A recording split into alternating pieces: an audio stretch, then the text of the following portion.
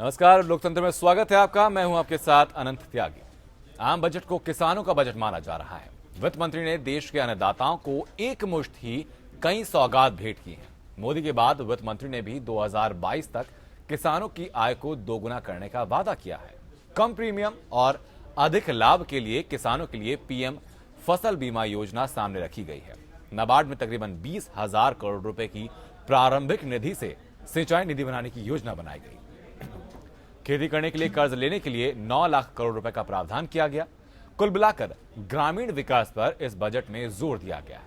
पहली नजर में किसान सरकार की प्राथमिकता देख रहे हैं। इसके साथ ही बजट में एक और बात, बहुत महत्वपूर्ण बात जो सामने आई है, इसमें स्वच्छ भारत अभियान के लिए 9,000 करोड़ का प्रावधान रखा गया है। और आपको बता दें कि नवंबर 2015 से सरकार ने स्वच्छ भारत कार्यक्रम की खातिर पैसे जुटाने के लिए 14% सर्विस टैक्स पर आधा फीसदी सेस लगा दिया था। इससे लोगों की जेब थोड़ी कटेगी। आज के इस लोकतंत्र में हम इन्हीं दो मुद्दों पर चर्चा करेंगे।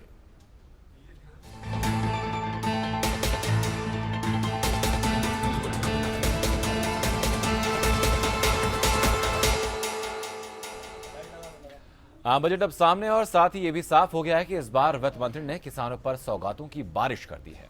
केंद्र ने किसानों से जुड़े करीब करीब हर मद में बढ़ोतरी की है और ये साफ करने की पूरी कोशिश की है कि सरकार किसानों की हितैषी है।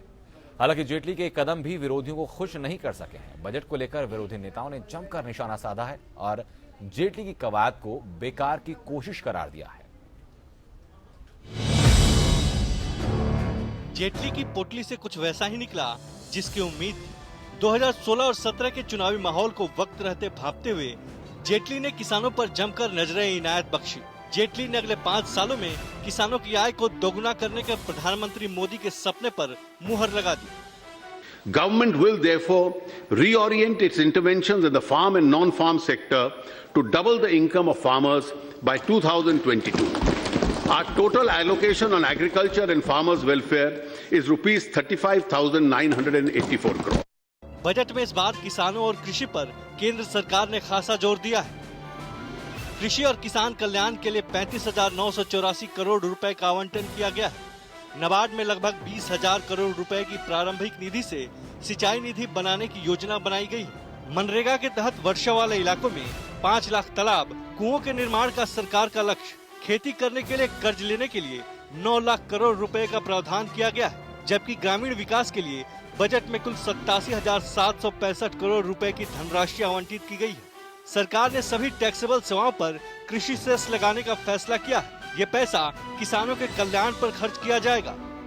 I propose to impose a cess called the Krishi Kalyan cess, that is 0.5% on all taxable services, proceeds of which would be exclusively used for financing initiatives relating to the improvement of agriculture and welfare of farmer. The cess will come into force with effect from 1st of June 2006. किसानों की फसल नष्ट होने से निपटने के लिए budget में बीमा का प्रावधान भी किया गया है। While increasing the outlay of the various social sector programs, the government will undertake 3 major schemes to help the weaker sections of society. The Pradhan Mantri Fasal Bima Yojana has already been announced to protect the farmer from adverse consequences of nature. The farmer will pay a nominal amount of insurance premium and get the highest ever compensation in the event of loss suffered. Budget में सरकार का वादा है कि 1 मई 2018 तक सभी गांव में बिजली पहुंचाई जाएगी। फर्टिलाइजर सब्सिडी को सीधे किसानों तक पहुंचाने के लिए डायरेक्ट बेनिफिट ट्रांसफर यानी डीबीटी नेटवर्क का इस्तेमाल महत्वपूर्ण है, लेकिन खाद्य सब्सिडी को लेकर बजट में कोई घोषणा नहीं की गई है।